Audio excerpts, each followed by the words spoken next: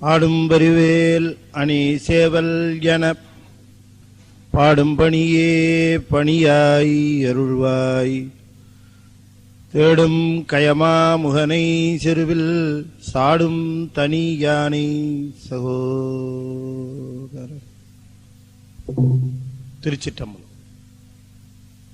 சக்கரவர்த்தி தவராச யோகி எனும் மிக்க திருமூலனருள் மேவுநாள் என்னாலும் அண்டசராசரங்களுக்கெல்லாம் அதிபதியாக விளங்கக்கூடிய முருகப்பெருமானுடைய ஒப்பற்ற கருணையினாலே கமல விநாயகர் சத்சங்கமும் புரசை திருநெறி கழகம் இணைந்து மிகச் சிறப்பாக நிகழ்த்தி கொண்டு வருகின்ற திருமூலர் அருளி செய்த திருமந்திர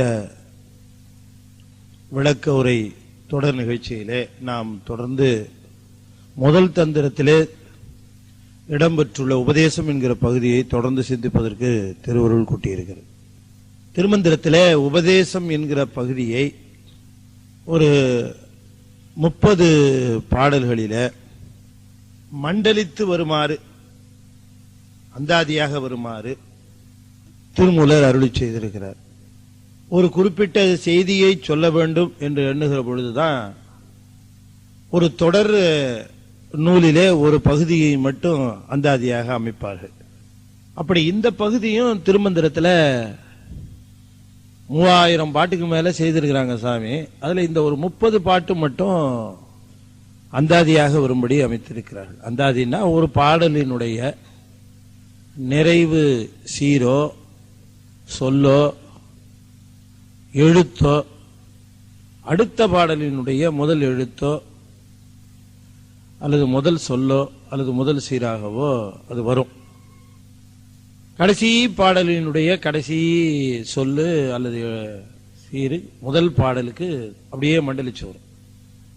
இந்த மாதிரி அமைப்பில் இந்த உபதேசங்கிற பகுதியை செய்திருக்கிற பொழுது ஏதோ ஒரு செய்தியை அவர் நமக்கு சொல்ல வேண்டும் என்று இந்த பகுதியில இப்படி அமைத்திருக்கிறார் என்று நமக்கு தெரிகிறது.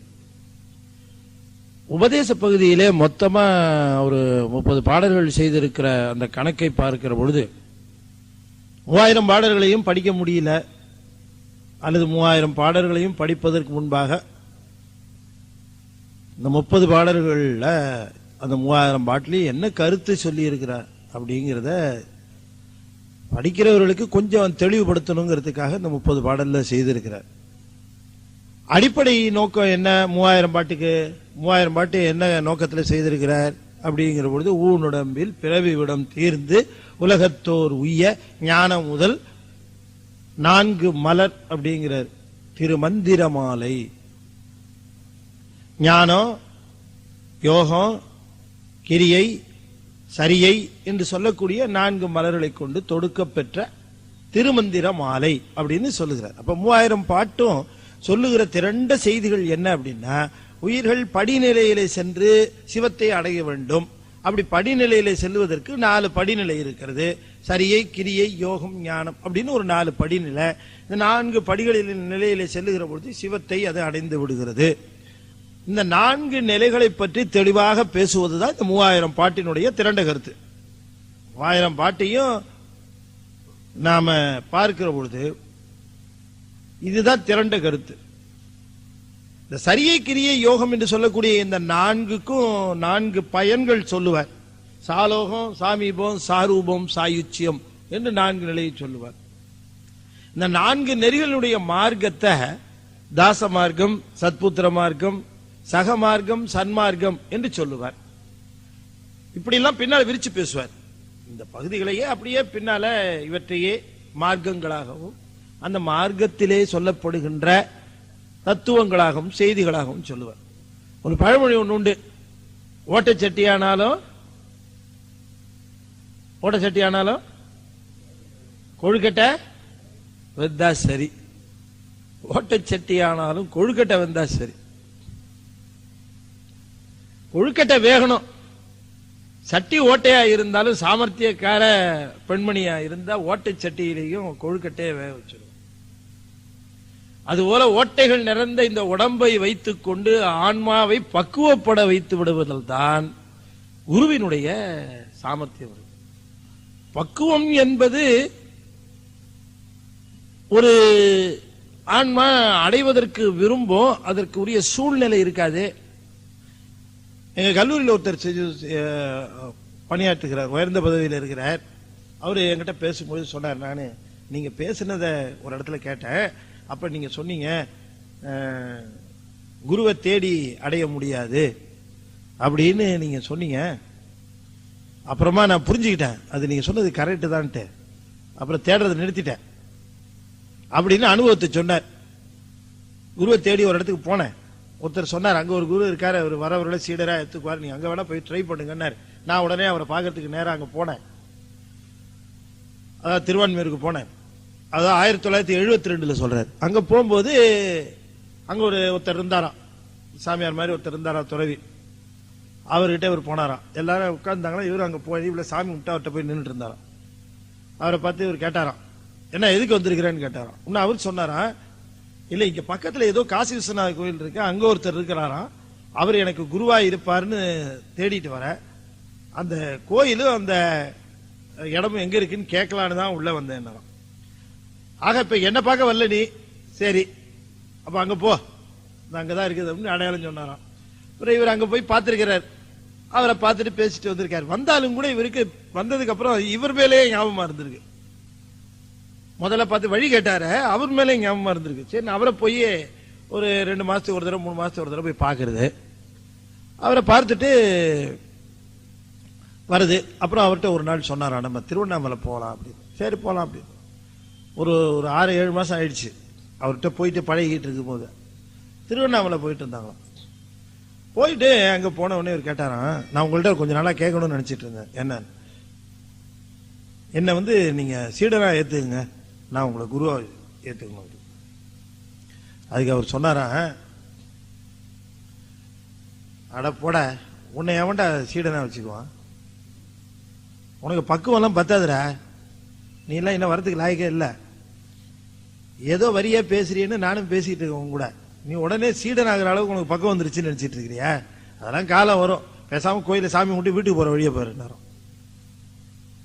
இவ்வளவு நாள் பழகிட்டு 6 மாசம் 8 மாசம் பழகிட்டு நாம போனோம், அவர் பேசினாரு, நாம வந்தோம், இவ்வளவு அந்யோன்யமா இருந்துவிட்டு கடைசியில சீடரா ஏத்துக்குவாருன்னு நாம நினைக்கிற பொழுது இப்படி சொன்னாரே அப்படின்னு இவரு ரொம்ப கொஞ்சம் வருந்தினாராம். அப்புறமா வீட்டுக்கு வந்துட்டேன் நானு. அப்புறம் கொஞ்ச நாள் கழிச்சு உங்க சொற்பொழிவை கேட்டேன். கேட்டப்புறம் தான் நீங்க ஒரு வார்த்தை சொன்னீங்க,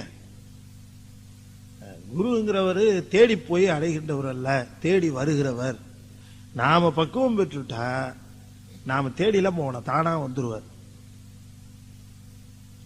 அதனால நாம இதுக்காக கிடந்து அலைய வேண்டாம் அப்படின்னு சொன்னீங்க. நிறுத்திட்டேன்னு நினைப்பேன், மனசு எனக்கு சமாதானம் ஆயிடுச்சு அப்படின்னார். இந்த குருவை பத்தி சொல்லுகிற பொழுதே இந்த குருவை அடையிறதுல நாம அவசரம் காட்டவே கூடாது. அதை தெளிவா இங்க பேசுகிறார் நம்ம திருமூலர் சொல்லுகிறார். குருவை அடையணும், குருவை பெற வேண்டும் என்று நாம் சொல்லுகிற பொழுது நாம அதற்குரிய பக்குவத்தில் இருக்கிறோமா என்பதை நம்மை நாமே அறிந்து கொள்ள இயலாது. நாம நினைப்போம் நாம ரொம்ப பக்குவத்துக்கு வந்துட்டோம் அப்படின்னு, ஆனால் நாம் பெற்ற பக்குவம் என்னங்கிறது உள்ள இருக்கிற சிவனுக்கு தான் தெரியும். அதனால நாம அதை பற்றி கவலைப்படாம பக்குவம் பெறுவதற்கான நிலையிலே நாம நம்ம சென்று கொண்டு இருக்க வேண்டும். உதாரணமாக நூல்களை பயிலுதல், நூலை கற்றல், சொற்பொழிவை கேட்டல், அடியார்களோடு பழகுதல், அடியார்களோடு இணங்கி இருத்தல், அடியார் திருக்கூட்டத்திலே இருத்தல், இப்படின்னு இருந்துகிட்டே வருகிற பொழுதுதான் நமக்கு அந்த பக்குவமானது அப்படியே கொஞ்சம் கொஞ்சமா வந்து கொண்டே இருக்கும். அப்படி இருந்துகிட்டு இருக்கும் பொழுதுதான் இந்த பக்குவத்தினுடைய முதிர்வு நமக்கு தெரியாமே நமக்கு இறைவனுக்கு தெரிஞ்சு குரு அனுப்புவார். வந்திருக்கிறவரு குருன்னு நமக்கு தெரியாது, அப்படி வந்து சேருவார். ரொம்ப அற்புதமா மணிவாசகர் புராணத்துல சொல்லுகிற பொழுது பரஞ்சோதியார் சொல்லுகிறார், உண்ணு நீர் விடாய்க்கு உவரு நீர் உண்டவர் ஒப்பன்னாரு. குருவை தேடி அலையாத இடம் கிடையாதா யாரு? வாதவூரர். எங்க போத்தாலும் இவர் நம்ம குருவா இருப்பாரா, அவர் நம்ம குருவா இருப்பாரா அப்படின்னு ஒவ்வொருத்தரையா பார்த்து பார்த்து பார்த்து பார்த்து பார்த்து கடைசியில அவருக்கு குருவே கிடைக்கல. இதுக்கு சொல்ற, நிரம்ப தாகம் உடைய ஒருவனுக்கு, ரொம்ப தாகம், மெரினா பீச்சுக்கிட்ட அலைஞ்சிட்டு இருக்கிறான், குறுக்குன்னு எடுக்குமா, என்ன தியாகமா இருக்குன்னு, இங்கதான் இவ்வளவு பெரிய கடல் இருக்கு, தண்ணி இருக்கு, போய் குடி அப்படின்னு ஒருத்தன் குடிக்க முடியுமா? கடல் நிறைய நீர் இருக்கலாம், தாகத்தை தணிக்குமா? உலகம் நிறைய மக்கள் இருப்பார்கள், குருவாக வர முடியுமா? அதுவும் மணிவாசகருக்கு அவர் இருக்கிற ஸ்டேட் என்ன அது சொல்லுகிறார். உண்ணு நீர் விடாய்க்கு, நிரம்ப தாகத்திலே அலைகின்ற ஒருவனுக்கு கடல் நீர் குடிப்பதற்கு கிடைத்தது போல மணிவாசகர் குருவை தேடுகிற பொழுது மக்கள் எதிர்பட்டனர் அப்படின்னு சொல்றார்.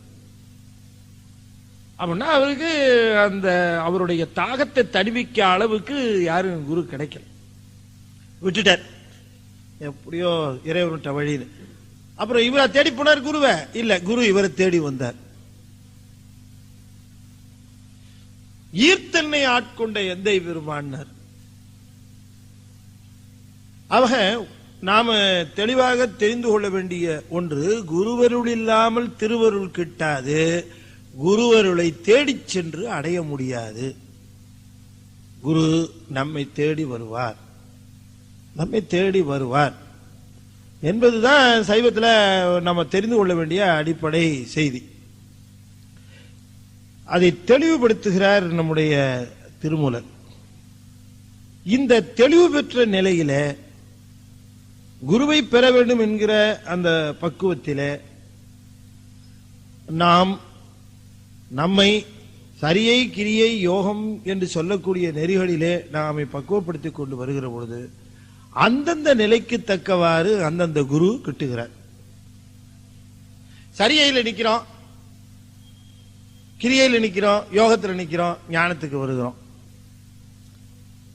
எல்லாத்துக்கும் பேரு சைவத்தில் என்ன பேர் வச்சிருக்காங்கன்னா தவம்னு பேர் வச்சிருக்காங்க. நம்மை பொறுத்த வரைக்கும் தவம் அப்படின்னா என்ன அர்த்தம்? சரியையில் நின்னா தவம், கிரியையில் நின்னா தவம், யோகத்தில் நின்னாலும் தவம் தான். சரியை என்பது திருக்கோயிலை பொறுத்த அளவுக்கு தொண்டுகள் செய்தல், அடியாருக்கு தொண்டுகள் செய்தல், திருக்கோயிலை வலம் வருதல், சொற்பொழிவு கேட்டல், அடியாரோடு இணங்கி இருத்தல், இதெல்லாம் சரியை. அடுத்தது கிரியை. இது எல்லாமே புறத்தில் இருந்தது, கிரியை கொஞ்சம் அகத்துல, அப்படியே அகமும் சம்பந்தப்பட்டு பூசையை தினந்தோறும் சிவபூசை இயற்றல், சிவபூசையில அகத்தை கொண்டு போய் அதுல பதிய வைத்தல், புறத்திலேயும் அகத்திலேயும் சேர்ந்து சிவத்தோடு கூடிய வரை ஒன்றி இருத்தல், இது கிரியை. யோகம் புறத்திலே இருக்கிறது எல்லாத்தையும் விட்டுறது, அகத்துல மட்டும் செய்யறது, புறப்பூசையே கிடையாது. இப்ப சரியை செய்கிற பொழுது ஒரு பலன் உண்டு. நான் ஒருத்தர் கேட்ட, சரியை செஞ்சுக்கிட்டே இருக்கிறார் ஒருத்தர், அவரு வாழ்க்கை முடிஞ்சு போச்சு, கிரியைக்கே போகல, என்னங்கய்யா வருது அப்படின்னு கேட்டார். அது என்ன நிகழும் அப்படின்னு சொன்னா, இதுதான், அதனாலதான் இதுக்கு தவம்னு பேரு. ஏன் தவம் என்று பேர் என்று சொன்னால், சரியில இருக்கிற ஒருவர், சரியை செய்து கொண்டு இருக்கிற ஒருவருடைய வாழ்நாள் நிறைவு பெறுமானால் அவருக்கு சரியைக்கு உரிய பலனாக இருக்கக்கூடிய சாலோகம் என்று சொல்லக்கூடிய அந்த பதவி கிட்டும், சாலோக பதவி கிட்டும். சாலோக பதவியிலே இருந்து அந்த சாலோகம் என்று சொல்லக்கூடிய சிவலோகத்திலே இருந்து எத்தனை நாள் இருக்கணுங்கிறத கணக்கில் இருந்து முடித்த பிறகு திரும்பவும் மண்ணுலகில் வந்து பிறப்பார்கள். என்ன அப்படின்னு கேட்டீங்கன்னா, இந்த புண்ணியம் சாலோக பதவியை அனுபவித்ததனுடைய புண்ணியத்தினாலே ஒரு மிகப்பெரிய நன்மை என்னன்னு நான் உங்களுக்கு சொல்றேன். இப்ப பொதுவா ஒரு ஷோவுக்கு டிக்கெட் வாங்கினீங்கன்னு வச்சுக்கோமே, ஒரு ஷோ நடக்குது, டிக்கெட் வாங்குறீங்க, 150 ரூபாய் டிக்கெட். ஷோவுக்கு டிக்கெட் வாங்கிட்டு போனீங்கன்னா ஷோ முடிஞ்ச உடனே என்ன ஆகும்? அந்த டிக்கெட்லயே பதிவு பண்ணிருப்பான், குறிப்பிட்ட காட்சிக்கு மட்டுமே இது செல்லுபடியாகும் அப்படின்னு அதுலயே பிரிண்ட் பண்ணிருப்பான். காட்சி முடிஞ்சதுக்கு அப்புறம் அங்கேயே உட்கார்ந்து அடுத்த ஷோ பார்க்கறது உட்கார்ந்தா விடுவானா? விட மாட்டான். கிளம்பி வெளில போப்பா, இந்த பாருங்க டிக்கெட் வச்சிருக்கேன், போன ஷோ டிக்கெட்டியா, போ கிளம்பு, முதல்ல வெளியில போ அப்படின்னு வெளில அனுப்பிச்சிருவோம். ஒரு ஷோல பார்த்த டிக்கெட்டை அடுத்த ஷோவுக்கு செல்லுபடியாக, அவ்வளவுதான், படம் பார்த்துட்டல முடிஞ்சு போச்சு கிளம்பு அப்படின்றான். ஆனா தவம் என்று சொல்லக்கூடிய இந்த நிலையில உலகத்திலே இருக்கக்கூடிய புண்ணியங்கள் பலவும் இந்த மாதிரி சினிமா ஷோ பார்க்கிற மாதிரி தான். 100 பேருக்கு சாப்பாடு போட்ட புண்ணியம் கிடைச்சது, அந்த புண்ணியத்தினாலே சொர்க்கபுரியில கொஞ்சம் பதவி கிடைக்கும், பேரின்பத்தை அனுபவிக்கலாம். அந்த அனுபவம் அதுதானே பேரின்பம் நாம நினைக்கிறோம். சொர்க்கலோகத்துல எல்லா விதத்தையும் அனுபவிப்பதான் பேரின்பம் நினைக்கிறோம். அதெல்லாம் அனுபவிப்போம். அந்த அனுபவித்து முடிச்ச பிறகு புண்ணியம் தீர்ந்து போச்சுன்னா அங்கிருந்து உருட்டி விட்டுருவான். தொப்பக்கடியில் வந்து இங்க விழணும். விழும்போது என்ன ஆகும் தெரியுங்களா? You have to start from the very beginning. திரும்ப ஜீரோல இருந்து ஆரம்பிக்கணும். புண்ணியம் எல்லாம் இருக்காது, ஒண்ணுமே இருக்காது, திரும்ப ஆரம்பிக்கணுங்க அதே. ஆனா சாலோகம் என்கிற அந்த புண்ணியத்தை அனுபவித்த பிறகு சாலோக பதவியில் இருந்தவர்கள் திரும்ப இங்க மண்ணில வந்து பிறக்கிற பிறகு அவர்கள் ஏற்கனவே ஈட்டி வைத்திருந்தார்கள் அல்லவா சரியைங்கிற தவம், அது முழுக்க அப்படியே இருக்கும். அப்படியே இருந்து அதுல இருந்து ஓபனிங் பேலன்ஸா கிரியை துவங்க ஆரம்பிச்சிடும். சரியை அப்படியே இருக்கும். அது எப்படின்னு கேட்டீங்கன்னா, நீங்க ஒரு பேங்க்ல பணம் போட்டிருக்கீங்க, அந்த பணம் போட்ட இதை நீங்க ஒரு காலத்துல எடுத்து செலவு பண்ணீங்கன்னா அந்த அக்கௌண்ட் என்ன ஆகும்? ஜீரோ ஆயிடும் இல்லீங்களா, பணத்தை எடுத்து செலவு பண்ண. ஆனா சாலோகம் என்று சொல்லக்கூடிய அந்த பதவியை அனுபவித்த பிறகு உங்களுடைய சரியைங்கிறது எப்படி இருக்கும்னா, பிக்ஸட் டெபாசிட் போட்டுட்டு அதோட இன்ட்ரெஸ்ட் செலவு பண்ண மாதிரி. எஃப்டி எப்படி இருக்கும்? இன்ட்ரெஸ்ட் தான் செலவு பண்ணிருப்போம். எஃப்டி எப்படி இருக்கும்? அப்படியே இருக்கும். அது போல சாலோகம் என்று சொல்லக்கூடிய பதவி அந்த இடத்தை அனுபவித்த பிறகு திரும்ப மண்ணிற்கு வருகிற பொழுது இந்த சரியை அப்படியே இருந்து தொடர்ச்சியா கிரியைக்கு போவார்கள். அவர் கிரியையிலிருந்து யோகம் போவார். அதனாலதான் இந்த தவம் எப்படின்னு கேட்டீங்கன்னு சொன்னீங்கன்னா, இந்த தவம் இதற்குரிய பயனை அனுபவித்த பிறகும் கூட இது அளவில் குறையாது, அப்படியே நிற்கும். மித்த புண்ணியங்கள் எல்லாமே நீங்கள் அனுபவித்த பிறகு இல்லையாம் போகும். அதனால தான் நாம பசு புண்ணியமும் பாச புண்ணியமும் என்று சொல்லக்கூடிய 2 புண்ணியங்களும் சொர்க்க நிறையத்திலே நாம் வேண்டியவற்றை அனுபவித்த பிறகு அவை இல்லாமற் போகும். ஆனால் சரியை கிரியை என்பவைகள் எல்லாம் அதற்குரிய பதவிகளாக இருக்கக்கூடிய சாலோகம் சாமீபம். சாலோகம்னா ஒண்ணு இல்ல, சிவலோகத்துல ஒரு ஆளா நாம் இருப்போம். அங்க எப்படி ஒரு நாட்டில் ஒரு அரசனின் கீழே குடிமகனாக இருப்பது போல சாலோகம். சாமீபம் என்பது அரசனுக்கு அருகாமையில போய் அரண்மனையில ஒரு உத்தியோகம் கிடைக்கிற மாதிரி, அமெரிக்காவில் ஒரு வேலை கிடைக்கிற மாதிரி சாலோகம். அமெரிக்காவில் செனட்லயே ஒரு வேலை கிடைக்கிற மாதிரி சாமீபம், கிட்டக்க போயாச்சு. சாரூபம், நீங்களே பிரசிடென்ட் மாதிரி கிட்டத்தட்ட. சாயுச்சியம், முழுதும் சிவமாம் தன்மை, அதான் சாயுச்சி. அதை சொல்லுகிற பொழுது இப்படி சொல்லலாம், இல்லாட்டி சாலோகம் சிவலோகம், சாமீபம் அரசாங்கத்தில் அதிகாரி, சாரூபம் இந்த அரசாங்க அதிகாரிக்கு மேல அரசனுக்கு அருகாமையில இருந்து அது என்னது ஆத்தரைஸ்டு சிக்னட்டரி, ரொம்ப ரொம்ப அரசனுக்கு பதிலாக கையெழுத்து போட்டு எல்லாவற்றையும் ஏற்றலாம் அந்த அளவுக்கு, அதுதான் சாரூபம். உருத்திரல்ல சாரூப பதவி பெற்றவர். சிவனை போலவே வேஷம் உடை உடுத்திருப்பான், சிவனை போலவே சூலம், சிவனை போலவே ரிஷபம் எல்லாம் இருக்கும், அது சாரூபம்.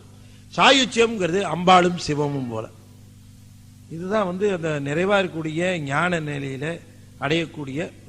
எதுக்கு சொல்ல வருகிறேன்னா, இவற்றையெல்லாம் இந்த சாலோகம் சாமீபம் சாரூபத்திற்கு காரணமாக விளங்கக்கூடிய சரியை கிரிய யோக தவம் இருக்குதே, இந்த தவத்தை நாம் செய்கின்ற பொழுது தவத்தினுடைய நாம் ஒருத்தர் நினைக்கலாம், ஒருத்தர் கோயில தொண்டு செய்கிறார், ஒருத்தர் சிவபூஜை செய்கிறார், ஒருத்தர் யோக நிலையில் நிற்கிறார், எல்லாரும் இப்படி பல்வேறு நிலைகளில் இருக்கிறார்களே, இவர்களெல்லாம் இறந்து போயிட்டா இவங்க எல்லாம் என்ன ஆவார்கள், இவர்களுக்கெல்லாம் ஒன்றாக இருக்குமா, இல்லை இவங்க மீண்டும் எப்படி மனிதர்களா?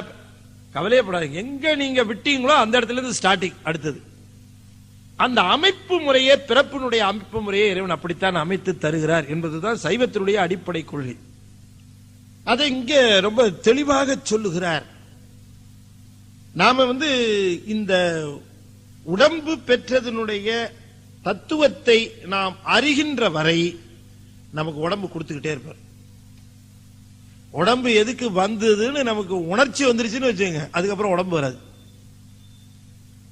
என்னைக்கு உடம்பு எதுக்கு வருது அப்படின்னு நமக்கு உணர்வு வருகிறதோ அன்னைக்கு தான் நமக்கு உடம்பு நீங்கிரும். உடம்பை பெற்றதனுடைய பயனை அறிகின்ற வரை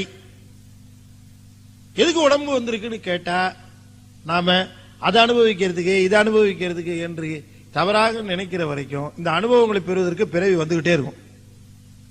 உடம்பு எதற்காக வருகிறது அப்படின்னு நாம உணர வேண்டும். எப்ப உணர்வோம்னா பிறப்பை நீக்கிக் கொள்வதற்காகவே இந்த உடம்பு வருகிறது என்று என்றைக்கு உணர்வு வந்து அதற்கான செயலில் ஈடுபடுகிறோமோ அப்பவே உடம்பு விட்டுவிடும். அது வரைக்கும் வரும். அது வரைக்கும் வரும். ஆசா நிகழும் துகளாயின பின் பேசா அனுபூதி பிறந்ததுவே அருணகிரிநாதர் சொல்லுகிறார். அப்பினில் கூர்மை ஆதித்தன் வெம்மையால் உப்பன பேர் பெற்று உருச்செய்து அவ்வூரு. அப்பினில் கூடி அது ஒன்றாகுமாறு போல் செப்பிடின் சீவன் சிவத்துள் அடங்குமே. இந்த உப்பு இருக்கு பாத்தீங்கன்னா, அந்த உப்பு தண்ணியில கலந்து இருக்கிற பொழுது அதுக்கு ஒண்ணுமே இல்லை.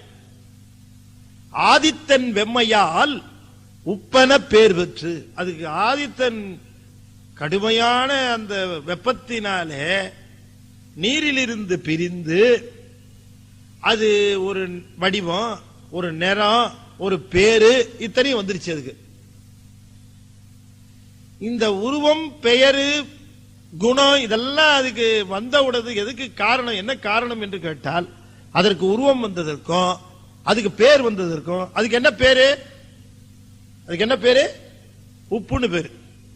அப்பினில் கூர்மை ஆதித்தன் வெம்மையால் உப்பென பேர் பெற்று, உப்பு அப்படின்னு அதுக்கு பேரு. உரு செய்து அதுக்கு ஒரு உருவம் வந்துருச்சு, கிறிஸ்டலைஸ்டு ஷேப் இல்லைங்களா. உப்பென பேர் பெற்று உரு செய்த அவ்வுரு. இப்படி உருவமும் பெயரும் கொண்டு வடிவமும் கொண்டு அது வெளிப்பட்டது. அது சிவத்தை பிரிந்ததினாலே அதற்கு இந்த வடிவம் வந்தது. எப்பொழுது அந்த உப்பானது நீரிலே சென்று கூடுகிறதோ அப்ப உடனே அதுக்கு என்ன ஆகுது, இங்க இந்த தண்ணியில உப்பை கலந்து வச்சுட்டேன்னு வச்சுங்க, இந்த பார்த்தவொடனே இது என்னன்னு கேட்டா நீங்க என்ன சொல்லுவீங்க, நீர் தான் சொல்லுவீங்க. இப்ப இந்த நீர் இங்க இருக்கு, இதுல இருக்கிற உப்பு எடுத்து இங்க வச்சிருக்கேன், இதையும் வச்சிருக்கேன், இது என்ன சொல்லுவீங்க, இது உப்பு, இது அப்பும்பீங்க. அப்புன்னா நீர்னு அர்த்தம். அப்பார் சடையப்பன் ஆனந்த வார்கடலே ஒப்பாக ஒப்புவித்தார் உள் இருக்கும் இல்லையா, அது சொல்லியிருக்காரு. அப்புன்னா என்ன அர்த்தம், நீர் அர்த்தம். அப்பு இங்க இருக்கிறது அப்பு, இங்க இருக்கிறது உப்பு. ரெண்டு தனித்தனியா இருக்கும்போது பேரு. இந்த உப்பை தூக்கி இது உள்ள போட்டேன்னு வச்சுக்கோங்க, உப்புக்கு பேர் போச்சு, உப்புக்கு வடிவம் போச்சு, உப்பு இருக்கிற இடமும் தெரியாம போயிடுச்சு. இப்ப சிவம் பேரு சீவன் பேரா இருக்கிற பொழுது இதுக்கு சீவனுக்கு உடம்பு வந்து அதுக்கு ஒரு பேரு, சிவகுமார் அப்படின்னு ஒரு பேர். இந்த பெயரை கொண்டு இது உலவுகிறது, இந்த பெயரை கொண்டு அது மயங்குகிறது, ஒரு வடிவத்தை கொண்டு திரிகிறது. இதுக்கு இந்த வடிவம் எது வரைக்கும் இருக்கும்னா சிவத்தோடு சென்று கலக்கிற வரை இருக்கும். செப்பிடில் சீவன் சிவத்துள் அடங்குமே. அது வரைக்கும் இதுக்கு இந்த வடிவம், இந்த பெயர் இவைகள் இருந்து கொண்டேதான் இருக்கும். இந்த உப்பு அப்பிலே சென்று கரைவது போல சீவன் சிவத்துள் சென்று அடங்குகிற பொழுது சீவன் வேறு சிவன் வேறு என்கிற வேறுபாடு இல்லாமல் சீவன் தம்மை சிவமாகவே எண்ணும். கலந்த பிறகு சீவன் தம்மை சிவமாக எண்ணுவது வேறு, கலக்கிறதுக்கு முன்னாடியே சீவன் தன்னை சிவமாக எண்ணுவது வேறு.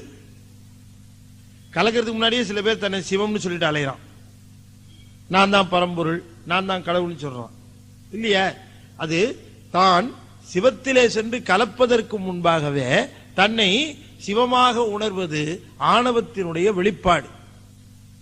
ஆணவம் இருக்கிற வரைக்கும் ரெண்டும் ஒன்னா கலக்காது, ஆணவம் நீங்கிய பிறகுதான் இரண்டும் ஒன்னா கலக்கும். இப்ப நாம ஒரு குறிப்பு தெரிந்து கொள்ள வேண்டும். இந்த ஆணவம் என்று சொல்லக்கூடிய ஒரு மலம் சொல்றோம் இல்லையா, சைவம் மட்டும்தான் சொல்லுது, வேற யாருமே சொல்லல. இத இன்னும் சொல்ல போன நம்ம சிவத்தை ஒப்புக்கொள்ளுகிற சமயமாக விளங்கக்கூடிய பல சமயங்கள், சைவ சமயங்களை இந்த ஆணவ மலத்தை ஒத்துக்கிறது இல்லை. வேதாந்தம் என்ன சொல்லுகிறது? வேதாந்தம் என்ன சொல்லுகிறது அப்படின்னு சொன்ன, மாயையிலிருந்து விடுபட்டால் முக்தி. எதிலிருந்து விடுபட்டா? மாயையிலிருந்து விடுபட்டா முக்தி அப்படின்னு வேதாந்தம் சொல்லுது. சித்தாந்தம் என்ன சொல்லுகிறது? நீங்க இதெல்லாம் தெரிஞ்சுக்கணும். திருமுறை பற்றி நாம பாடல்களை தெரிந்து கொள்கிற பொழுது வேதாந்தம்னா என்ன, சித்தாந்தம்னா என்ன அப்படிங்கிறது கொஞ்சம் ரெண்டையும் அப்படி தெரிந்து கொள்வது ரொம்ப அடிப்படை உண்மை. ரெண்டுக்கு அடிப்படையே என்ன வேறுபாடுன்னு நீங்க தெரிஞ்சுக்கணும். வேதாந்தம் என்ன சொல்லுகிறது அப்படின்னு சொன்னா, நீ என்று உன்னுடைய மாயையை வெல்லுகிறாயோ முக்தி அப்படின்னு அது சொல்லுது. நாம என்ன தெரியுமா சொல்றோம்? மாயை என்பது இறைவன் நமக்கு தந்தது. நாம வெல்ல வேண்டுவது மாயை மட்டுமல்ல, மாயையை வெல்லுவதனாலே நமக்கு கிடைத்த அந்த வல்லமையை கொண்டு வேறொன்றை ஆணவம் என்று ஒன்று சொல்லை வெல்ல வேண்டும். இதுதான் நம்முடைய நோக்கம், சைவன் நோக்கம். அவங்க என்ன சொல்லுகிறார்கள் வேதாந்தத்தில்? ஆன்மா பிரம்மம் கடவுள் தான். இது இந்த மாயையில எப்படியோ சிக்கிருச்சு.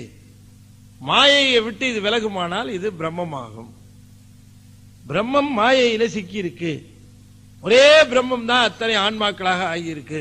ஒரே சூரியன் பல குடங்களிலே தெரிவது போல தெரிகிறது. ஆனால் இவைகளெல்லாம் மாயையில் சிக்கி இருப்பதினாலே அவை பிரம்மமாகவில்லை. என்று மாயை சூழ்நிலை விலகுகிறதோ அது பிரம்மமாகும். இப்ப நாம என்ன கேட்கிறோம் அப்படின்னு சொன்னா, சரிங்க அது பிரம்மம் சொல்லுகிறீர்கள், அது பிரம்மம். இப்ப நாம சிவம்ங்கிறத பிரம்மம் பிரம்மம்ங்கிறீங்க. இந்த பிரம்மம் என்று சொல்லக்கூடியதுக்கு எப்படி இந்த மாயை என்கிற மலம் சேர்ந்தது? அதுதான் நம்ம கேள்வி. இதை வெல்லணுங்கிறீங்க, ஏன் சேர்ந்ததுன்னு நான் கேட்கிறேன் அப்படின்னு சொன்னா, நீங்க பிரம்மம் என்பது சிவத்துக்கு, அதாவது இந்த பிரம்மம் என்று சொல்லக்கூடிய மிகப்பெரிய பொருள். நாம சிவம் சொல்றோம், சிவம் சொல்ல மாட்டாங்க. பிரம்மம் என்று சொல்லக்கூடிய நீங்க சர்வ வல்லமை படைத்த அந்த ஒரு பிரம்மமாக இருக்கக்கூடிய இதுக்கு மாயை எப்படி சேர்ந்தது அப்படின்னு கேட்டா அவங்க சொல்லுறாங்க, அது எப்படியோ சேர்ந்துருச்சது. அதை விட்டுச்சுன்னா அது போய் பிரம்மம் ஆகிடும், பிரம்மத்தோட கலந்து. நாம கேட்கிறோம், சரி பிரம்மத்தோட கலந்துருங்கிறீங்களே, ஒரு தடவை மாயை பிடிச்சுதான் இது இப்படி சேர்ந்தது. பிரம்மத்தோட கலந்ததுக்கு அப்புறமா திரும்ப மாயை பிடிக்காதுன்னு என்ன நிச்சயம்? ஏற்கனவே பிரம்மமா இருந்தது தானே மாயை பிடிச்சு இப்படி வந்திருக்குது, திரும்பவும் பிடிக்காதுங்கிறதுக்கு என்ன நிச்சயம்? இல்ல அது அதுக்கு பிடிச்சதுக்கு காரணம் அதனுடைய அறியாம, அதனால பிடிச்சிருச்சு அப்படின்னு. நீங்க அறியாமன்னு சொன்னீங்க பாருங்க, அதைத்தான் சைவம் ஆணவம்ங்கிறது. தெரிஞ்சுக்கங்க. உங்களுக்கு புரியுதா? நாம மாயையை வெல்ல வேண்டும் என்று அவர்கள் சொல்லுகிறார்கள். நாம மாயை என்பது இறைவன் நமக்கு கொடுத்த ஒரு வல்லமை. அதை ஏன் கொடுத்தாரு அப்படின்னு சொன்ன, அந்த வல்லமையை கொடுத்து அதை வெல்லு அப்படின்னு சொல்றாரு. நம்ம என்னுடைய புத்தகத்தில் கூட எழுதியிருக்கேன். ரஷ்யாவில் இந்த குழந்தைங்களை பிடிச்சி ட்ரைனிங் கொடுக்கறதுக்கு பார்த்த அந்த டிவியில் எல்லாம் 3 வயசு 4 வயசு குழந்தைங்களை எல்லாம் இந்த தண்ணி தொட்டி பெருசா கட்டி வச்சு அந்த தண்ணி தொட்டிகளை தூக்கி தூக்கி தபக்கு தூக்கி போடுறான். அந்த குழந்தைங்க எல்லாம் 4 வயசு 5 வயசு கீழே இருக்கிற குழந்தைங்க எல்லாத்தையும் பிடிச்சி தள்ளி விடுறான் தண்ணியில. பெத்தவங்க பார்த்தாங்கன்னா துடிச்சு போடுவாங்க. அது போய் உள்ளுக்குள்ள போய் தத்தளிக்குது. தப்புக்குன்னு கையை காலி அடிச்சுட்டு போது சில இது உள்ளே போகுது, மூச்சில திணறுது. அப்புறம் என்ன பண்றாங்களா, இந்த ஒரு ட்ரெயினர் ஒருத்தர் இருக்கிறான். அவன் என்ன பண்றான், அப்படியே மெதுவா கீழே அந்த தொட்டிக்குள்ள இறங்குறான். இதெல்லாம் தவிர பெரிய தொட்டி, நீச்சல் குளம் மாதிரியே இருக்கு. மெதுவா இவன் கீழே இறங்குறான். இறங்கிட்டு என்ன பண்றான், அப்படியே ஒரு விரல், அப்படி 2 விரல் அப்படி கொடுக்குறான். கொடுத்து அப்படியே தூக்குறான். அத இது உள்ளுக்குள்ள தண்ணிக்குள்ள தவிச்சிட்டு இருக்கா, இப்படி ஒரு 2 விரல் தூக்குறான், இப்படி ஒரு தூக்குறான். தூக்கிட்டு என்ன பண்றான், டக்குன்னு விட்டுறான், கீழே போயிடுது. அப்புறம் என்ன பண்றான், 2 கால் இருக்குல்ல, இந்த 2 காலையும் முடிச்சு இப்படி தூக்குறான். தூக்கி டப்புன்னு விட்டுறான். அது தப்புக்கு கீழே விழுவுது. அப்புறம் என்ன பண்றான், அப்படியே தூக்கி இந்த ஹிப்பு பக்கம் அப்படியே தூக்கி இப்படி பிடிச்சிக்கிறான். இந்த ஹிப்பு பக்கம் தூக்கி பிடிக்கும் பொழுது என்ன பண்றான், பாதி தண்ணியில முழுகி இருக்குது. முழுகும் போது என்ன பண்ணுது தெரியுங்களா, இப்ப கையை பிடிச்சி தூக்கி விட்டா, காலை தூக்கி பிடிச்சி விட்டா, இப்படி இப்படி ஹிப்பை தூக்கி விட்ட கையையும் காலையும் சேர்த்து அடிக்குது. கை அடிக்குது, கால் அடிக்குது, கை அடிக்குது, கால் அடிக்குது. இப்படியே வச்சிருந்துட்டு விட்டுறான். பார்த்தா தண்ணியில கையும் காலையும் அடிச்சுக்கிட்டு அது மககுது. இது ஒரு மாசம் அந்த குழந்தைகளுக்கு ட்ரைனிங் கொடுக்குறேன். தண்ணியில தூக்கி போட்டு இப்ப தண்ணியில தூக்கி போடுறானே, ஒண்ணுமே தெரியாது இந்த குழந்தைங்களை தண்ணியில தூக்கி போடுறானே, இந்த நீச்சலை கத்து கொடுக்குறானே. என்ன காரணம், எதுக்குங்க சொல்லுங்க, சொல்லுங்க. நீச்சல் கத்துக்கிறதுக்கா? சரி, எதுக்கு நீச்சல் கத்துக்கணும்? என்றாவது வாழ்க்கையில எதிர்காலத்தில் நீர்ல மாட்டிக்கொள்ள வேண்டிய சிக்கல் வருமானால் அந்த பெரும் வெள்ளத்திலும் இந்த பேராபத்திலிருந்து தன்னை காப்பாற்றிக் கொள்வதற்காக இந்த நீச்சல் உதவுங்கிறதுக்காகத்தான் இந்த குளத்துல ஒரு செயற்கையான ஒரு ஆபத்தை உண்டு பண்ணி அந்த ஆபத்திலிருந்து விடுபடுவதற்கான நெறியை கத்துக் கொடுத்து பேராபத்திலிருந்து தன்னை காப்பாற்றிக் கொள்ள ட்ரெயின் பண்ணுவது போல இறைவன் செயற்கையாக இந்த மாயாமலத்திலிருந்து இந்த உடம்பு கருவிகளை எல்லாம் கொடுத்து இதுல நீச்சல் அடிச்சு இதை வெல்லுவதற்கான ட்ரைனிங்கை கொடுத்து இதுல வென்ற பிறகு அந்த வல்லமை கொண்டு ஆணவம் என்கிற ஒன்றை வெல்லுவதற்கான வாய்ப்பை அவன் உண்டாக்கி தருகிறான் ஆன்மாக்களுக்கு. அதுதான் உண்மை. அப்ப தண்ணிக்குள்ள தள்ளி விடுறது பார்க்கும் பொழுது அது ஒரு தீய செயல் போல நமக்கு தெரியும். என்ன இப்படி பிடிச்சி தள்ளி விட்டாரா, நோக்கம் என்ன, குழந்தைகளுக்கு ட்ரைனிங் கொடு. அது போல இந்த கருவிகரணங்களை மாயாமலத்திலே நம்மை பிணிப்பதற்கான காரணம் ஆணவம் என்று சொல்லக்கூடிய மிகப்பெரிய, நீங்க அவர் உதவிதான் செஞ்சிருக்கிறாருங்கிறத பாருங்க. நாம் என்ன கேட்கிறோம், இது வேதாந்தி கிட்ட இது பிரம்மம் தானே, ஆமா. இந்த மாயாமலம் தானே இதை சொல்ற, ஆமா. இதுல இருந்து தானே நீங்களும் நீ சொல்ற, ஆமா. இதோட சேர்ந்தா தானே இது பாக்குது, கேக்குது, பெருமாளை பாடுது, இறைவனை வணங்குது, கோயிலுக்கு போகுது, நல்ல விஷயங்களை சொல்லணுங்குது. எல்லாமே இது சேர்ந்தாதானே நடக்குது. என்னைக்கா தூக்கத்துல வழிபாடு நடத்திருக்கோமா? ஒருத்தர் இப்படிதான் ரொம்ப அற்புதமா ஒரு சொற்பொழிவாளர் நடத்திக்கிட்டே இருந்தார். முன்வரிசையில இருந்து அப்படியே அவர் உண்மையிலே போயிட்டார். உன்னை இவர் என்ன பண்ணார், என்னடா முன்வரிசையில் கடைசியில ஒரு இதுக்காவது ஒரு கட்டிசிக்காக கடைசி வரியில உட்காந்து வரிசையில உட்காந்து தூங்கினாலும் பரவாயில்ல, முன்வரிசையில உட்காந்து தூங்குறாருன்ட்டு, ஐயா உங்களை தான் ஐயா அப்படின்னாரு. அவர் உடனே அப்படி முடிச்சார். என்னங்க ஐயா முன்வரிசையில்? இல்லைங்க, நீங்க சொன்ன கருத்துல நான் தியானத்துல ஆழ்ந்து இருந்தேன். அவர் தியானத்துல ஆழ்ந்து இருந்தேன். கருவிகரணங்கள் இருந்தா தான் பார்க்க முடியுது, கேட்க முடியுது, எல்லாம். கருவிகரணங்களை விடுபட்ட பிறகு ஆன்மா அனுபவத்திலிருந்து விடுபடுகிறது. இறைவன் பேரை கூட சொல்ல முடியலையே, இறைவனை நினைச்சு கூட பார்க்க முடியலையே. அதனாலதான் ஒருத்தர் சொன்னார், நீ எனக்கு உறக்கம் தரதை பத்தி கூட இல்ல, தூக்கம் தரதை பத்தி கூட இல்ல, எனக்கு ரொம்ப வருத்தமா என்ன இருக்குன்னா, அந்த உறக்கம் தூக்கம் வந்துருச்சுன்னா உன்னை நினைக்காம இருக்கிறனே, அதுதான் எனக்கு வருத்தமா இருக்குது. நீ உறக்கத்திலையும் தூக்கத்திலையும் எனக்கு நீ உன்னை தொடர்பு கொள்றதுக்கு எனக்கு ஏதாவது வழி இருந்தா சொல்லிக் கொடுன்னு ஒரு ஞானி கேட்கிறார். ஏன்னா விழித்துக் கொண்டு இருக்கிற பொழுதெல்லாம் நாம இன்னும் கொஞ்சம் சேஃபாவே இருக்கிறோம். அதாவது ஓரளவாவது இறைவனை நினைக்கிறோம், இறைவனை வழிபடணும்னு இந்த இறை வழிபாடு உள்ளவர்கள் எல்லாம் எண்ணுகிறார்கள். ஐயோ உறங்கிட்டோம்னா அவனை விட்டு பிரிஞ்சிடறோமே, என்னன்னு தெரியல. அதனாலதான் அப்பர் சாமி கேட்டார், புழுவாய் பிறக்கினும் புண்ணியா முன்னாடி என் மனத்தே வழுவாதிரு, வழிக்கிடக்கூடாதுன்னு. ஏன்னா நினைவு இருக்கிற வரைக்கும் கெட்டியா பிடிச்சிருப்போம், நினைவு தப்பிச்சுன்னா எப்படி பிடிக்கிறது? அதுக்கப்புறம் அவன் பிடிச்சாதான் உண்டு. அதனாலதான் சொல்றாரு, நான் விடுவேன், ஆனா நீ என்ன விட்டுறாத. உன்னை விடுவது என்பது எனக்கு இயல்பு, ஆனால் என்னை விடாமல் பற்றிடுவது என்பது உன்னுடைய இயல்பு. இன்னும் அருமையா சொல்லுவார், என் கடன் பணி செய்து கிடப்பது. அதுக்கு முன்னாடி சொன்னார், நின் கடன் அடியேனையும் தாங்குதல். என் இயல்பு என்னன்னா, பணி செஞ்சுட்டு வந்ததுக்கு அப்புறம் பணி செய்ததனுடைய விளைவினாலே நான் உன்னை விடக்கூடிய வாய்ப்பு நிகழ்ந்தாலும் நிகழும், விட்டுருவேன். ஆனா நீ என்ன விடக்கூடாது, அடியேனையும் தாங்குதல். அது இந்த பாட்டில் சொல்லுகிற பொழுது சொல்லுகிறார், இந்த உருவம் வடிவம் என்று சொல்லக்கூடியவைகள் எல்லாம் எப்பொழுது நீங்குகிறது என்று சொன்னால், சீவன் சிவத்துள் அடங்குகிற பொழுது நீங்குகிறது. எனவே சீவன் சிவத்துள் அடங்க வேண்டும் என்பதற்காகத்தான் இந்த வடிவம், இந்த பெயர், இந்த குறி இவைகள் எல்லாம் வந்து சேர்கின்றன. எனவே சீவன் தன்னுடைய இந்த இத்தனை குறியீடுகளையும் இழந்த பிறகு அது சிவமாகவே நிற்கும். இப்ப சிவமாகவே நிற்கும்னா சிவம் ஆகாது. அது ரொம்ப தெளிவாக தெரிந்து கொள்ள வேண்டும். ஒரு வயிற்று வலி ஒருத்தனுக்கு டாக்டர்கிட்ட போறான், எனக்கு வயிற்று வலிக்குது டாக்டர். அப்படியா, எத்தனை நாள்? 3-4 மாசமா வலிக்குது, நல்ல உணவு உண்ண முடியல, நல்லா சாப்பிட முடியல, ஒரு இடத்துக்கு போக முடியல, ஒரு இடத்துக்கு வர முடியல, அவ்வளவு கஷ்டப்படுறேன் டாக்டர். சரி, நான் வைத்தியம் பண்றேன், நீங்க கவலைப்படாதீங்க. டாக்டர் நம்பலாமா? நீயும் அச்சமே படாது. நான் இப்ப நான் எப்படி இருக்கிறேன் அது மாதிரி உங்களை நான் ஆக்குறேன், என்ன போலவே உங்களை நான் ஆக்குறேன், நீங்க கவலைப்படாதீங்க. நிச்சயமா டாக்டர், நிச்சயமாக. சரின்னு சொல்லிட்டு மருந்து மாத்திரை எல்லாம் கொடுத்தாரு. மருந்து மாத்திரை எல்லாம் வாங்கினார், சாப்பிட்டாரு. 3 மாசம் இவர் சொன்னபடியே, மருத்துவர் சொன்னபடியே நடந்துகிட்டார். 3 மாசம் ஆச்சு. வயிற்று நோய் முழுவதும் நீங்கிச்சு. நேரா வைத்தியரை பார்க்க வந்தார். எப்படி இருக்கீங்க அப்படின்னார். என்ன ஆங்கிறீங்க? நல்லா சாப்பிடுறீங்களா இல்லையா? சாப்பிடுறேன். நல்லா தூங்குறீங்களா? தூங்குறேன். வயிற்று நோய் இல்லையே? இல்ல. நல்லா போறீங்க வரீங்கல்ல? எல்லாம் போறேன். அப்புறம் என்ன ரொம்ப குறை இருக்கிற மாதிரி? இல்ல டாக்டர், நீங்க என்ன இருந்தாலும் ஒரு பொய் சொல்லிட்டீங்க. என்ன? உங்களை மாதிரியே ஆக்குறேன்னு என்ன சொன்னீங்கல்ல? ஆமா. என்ன மாதிரியே சாப்பிடுறீங்கல்ல? ஆமா சாப்பிடுறேன். என்ன மாதிரியே தூங்குனீங்க இல்லையா? ஆமா. என்ன மாதிரி பிரிஸ்கா இருக்கீங்களே? ஆமா. எல்லாம் உங்களை மாதிரி இருக்கு டாக்டர், ஆனா உங்களை மாதிரி என்னால வைத்தியம் பார்க்க முடியலையே. நோயாளி மருத்துவர் போல ஆக வேண்டும் என்றால் மருத்துவரை போல உடல்நலம் பெறலாமே தவிர, அவரும் மருத்துவர் போல மற்றொரு நோயை தீர்க்கக்கூடிய வல்லமை பெற்றுவிட முடியாது. அதுபோல சீவன் சிவமாக ஆதல் என்று சொன்னால் சிவனுடைய பெருங்கருணை திறத்திலே பேரானந்தத்தை தூக்கலாமே தவிர சிவன் போல அத்தனை 5 வழிகளையும் செய்ய முடியாது என்பதுதான் சைவத்தினுடைய அடிப்படை கொள்கை.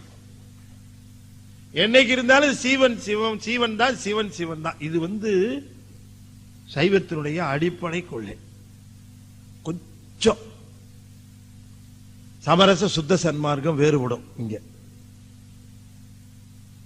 ஏன்னா சைவத்தினுடைய அடிப்படை நிலை என்னன்னா, இருமாந்து இருப்பன்கோலோ சிறுமான் ஏந்திதன் சேவடிக்குள் எருமாந்து இருப்பன்கோலோ. அந்த திருவடியின் கீழ் இருத்தல், அந்த இருத்தல்ங்கிறது ஒரு நிலை. அம்மையாரை பார்த்து கேட்கிறார், காரைக்கால அம்மையாரை பார்த்து, என்னம்மா உனக்கு வேணும் அப்படின்னு கேட்கிறார். தாய் கேட்டாலாம், யார் அது இப்படி இவ்வளவு அன்போடு வருவது யார் அப்படின்னு கேட்டாலும், வறுமைவள் நம்மை பேணும் அம்மைகான். மா உனக்கு என்ன வேணும்னு கேட்டாராம். அதுக்கு சொன்னாங்களா அவங்க, இரபாத இன்ப அன்பு வேண்டி பின் வேண்டுகின்றார். இரவாத இன்ப அன்பு வேண்டி பின் வேண்டுகின்றார்.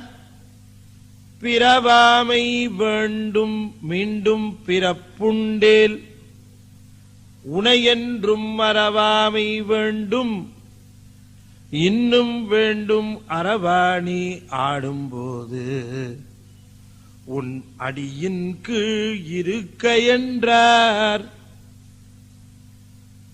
அரவா நீ ஆடும்போது உன் அடியின் கீழ் இருக்க என்றார். இரவாத இன்ப அன்பு வேண்டி பின் வேண்டுகின்றார்.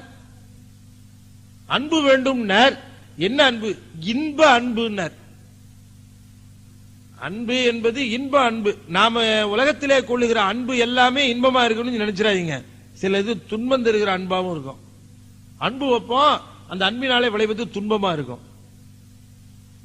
ஆனால் ஈசன்பால் வைக்கிற அன்பினாலே விளைவது இன்பம். இன்ப அன்பு. இரவாத இன்ப அன்பு வேண்டி பின் வேண்டுகின்றார். பிறவாமை வேண்டும் மீண்டும் பிறப்புண்டேல் உனை என்றும் மறவாமை வேண்டும். நாமெல்லாம் கேட்டு வாங்கிட்டு வந்திருக்கிறோம், உன்னை மறவாமை வேண்டும் கேட்டு வாங்கிட்டு வந்திருக்கிறோம். அதனாலதான் நமக்கெல்லாம் மறக்காம சிவன் நினைவு இந்த பிறவில வந்திருக்குது இல்லீங்களா? மறந்து போயிருப்போம். எல்லாருமா வராங்க சிவனை கேட்கணும்ட்டு, எத்தனை பேர் யார்ப்பா அவருன்னு கேட்கறான். அதுக்கெல்லாம் ஆள் இருக்கு. யார் அதுன்னு கேட்கறான். கேட்கிறவன் வெளியாள் இல்ல, நம்மாலே கேட்கறான். யாருப்பா காரைக்காலம் யாரு, யாரு தெரியான சம்பந்தம் அப்படின்னு கேட்கிறாங்களே இருக்கிறான். அப்படி தொடர்ந்து இரவாத இன்ப அன்பு வேண்டி பின் வேண்டுகின்றார். பிறவாமை வேண்டும் மீண்டும் பிறப்புண்டேல் உனை என்றும் மறவாமை வேண்டும், மறவாமை வேண்டும். இப்ப நாம எப்ப நமக்கு நினைப்பு வந்ததுங்கிறதுல வேறுபாடு இருக்கும். காரைக்கால் அம்மையாருக்கு பிறந்து மொழிபெயன்ற பின்னெல்லாம் பேச ஆரம்பிக்கும் போதே வந்துருச்சான். முதல்ல பேசினதே நமச்சிவாயம் அப்படிதான் அந்த குழந்தை பேசிச்சான். 2.5 வயசு 3 வயசுல பேச்சு ஆரம்பிக்கும் போதே காரைக்கால் அம்மையாருக்கு முதல்ல சொன்னதே சிவாய நம நமச்சிவாயம் அப்படின்னு. நான் உன் பேரத்தானே சொன்னேன், பிறந்து மொழிபெயர்ந்த பின்னெல்லாம் உன் திரு நாமமே பேசினேன், உன் பேரத்தானப்பா சொன்னேன் அப்படின்னு எனக்கு நினைவு தெரிஞ்ச நாள்ல இருந்து உன் பேரை சொல்லிட்டு இருக்கேங்கிறாங்க அந்த அம்மா. அப்படி நாம பார்க்கும்போது நாம எப்பயில இருந்து சொல்ல ஆரம்பிச்சோம், எப்ப அவரை வணங்க ஆரம்பிச்சோம் அப்படின்னு நாம ஒரு ஒரு செல்ஃப் ஆடிட் அப்படி போட்டோம்னா, சரி இந்த வயசுல இருந்தா உண்மையிலேயே நாம வணங்க ஆரம்பிச்சோம். இந்த வயசு அப்படி பார்க்கும்போது ஒருத்தருக்கு 15 வயசு, ஒருத்தருக்கு 20, ஒருத்தருக்கு 25 வயசு, ஒருத்தருக்கு 30 வயசு, ஒருத்தருக்கு 40, ஒருத்தருக்கு 45. இப்படி பாத்தீங்கன்னா அந்த வேறுபாடு இருக்கு. எல்லாருமேவா 5 வயசுலயே நினைக்க ஆரம்பிச்சிட்டாங்க, எல்லாருமே 10 வயசுலயே நினைக்க ஆரம்பிச்சிட்டாங்களா? இல்ல, கொஞ்சம் கொஞ்சம் வேறுபாடு வந்துட்டே இருக்கு. உங்களுக்கு சொல்லலாம் என்னன்னு தெரியல, நான் இல்ல நடராஜ சபையில திருஞான சம்பந்த தேவாரம் சொல்லிட்டு இருக்கேன்.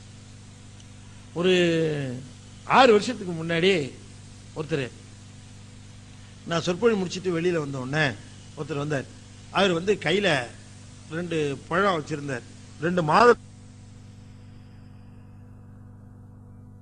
ஓம் நமச்சிவாய, ஓம் நமச்சிவாய, ஓம் நமச்சிவாய, ஓம் நமச்சிவாய, ஓம் நமச்சிவாய. திருச்சிற்றம்பலம். திருமூலருடைய குருவருளும் சிவபெருமானுடைய திருவருளும் நிறைந்து அனைவருக்கும் விளங்குவதாக என்று சொல்லி இந்த அளவிலே நிறைவு செய்கின்றேன். நன்றி, வணக்கம். திருச்சிற்றம்பலம்.